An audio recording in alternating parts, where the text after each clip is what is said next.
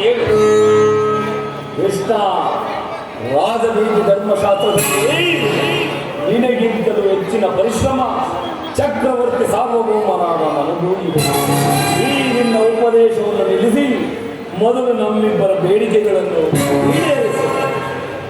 ಅರ್ಜುನ, ನೋಡಿದೆಯಾ ನಿಮ್ಮ ಅಣ್ಣನಾಡುತ್ತಿರುವ ಮಾತುಗಳನ್ನು?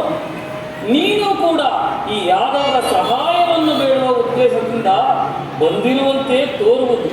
ಈ ಉಭಯ ಸಂಕಟದಲ್ಲಿ ನಾನೇನು ಮಾಡಲಿ? ಪರಮಾತ್ಮ, ನನಗೊಂದೂ ತಿಳಿಯುವುದು. ತಾವು ನಿದ್ರೆಯಿಂದ ಎಚ್ಚರಗೊಂಡಾಗ ನಿಮ್ಮ ಕೃಪಾದೃಷ್ಟಿ ನನ್ನ ಮೇಲೆ ಬಿದ್ದಿದೆ. ಆದ್ದರಿಂದ ನೀವು ನನಗೆ ಸಹಾಯ ಮಾಡಲೇಬೇಕು. ಕೃಷ್ಣ, ನೀನು ನಮ್ಮಿಬ್ಬರಿಗೂ ಸರಿಸಮನಾದವನು. ಮೊದಲು ನಿನ್ನ ಬಳಿಗೆ ಯಾರು ಬಂದರೋ ಅವರ ಪಕ್ಷವನ್ನು ವಹಿಸುವುದು ನಿನಗೆ ವಿರೋಚಿತವಾದದ್ದು. ನೀನು ವೀರನು, ಧೀರನು, ಶೂರನು, ಮೇಲಾಗಿ ನ್ಯಾಯಾಶೀಲನು. ಮೊದಲು ನಿನ್ನ ಬಳಿಗೆ ಯಾರು ಬಂದರೋ ಅವರ ಪಕ್ಷವನ್ನು ವಹಿಸುವುದು ನಿನ್ನಗೆ ಧರ್ಮ. ದುರ್ಯೋಧನ, ನೀನು ಮೊದಲು ಬಂದ ಎಂಬ ವಿಚಾರದಲ್ಲಿ ನನಗೆ ಸ್ವಲ್ಪವೂ ಸಂದೇಹವಿಲ್ಲ. ಮತ್ತಾವ ವಿಚಾರದಲ್ಲಿ?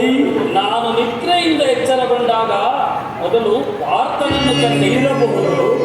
ಪಾರ್ಥನಾದರೂ ನಿನಗಿಂತ ಚಿಕ್ಕವನು. ಎಲ್ಲ ಕಬಡ್ಡಿ. ಅವನಿಗೆ ಬೇಕಾದ್ದನ್ನು ಕೇಳುವ ಅಧಿಕಾರ ಆತನಿಗುಂಟು. ಎಲ್ಲ ಮಾಯಾವಿ.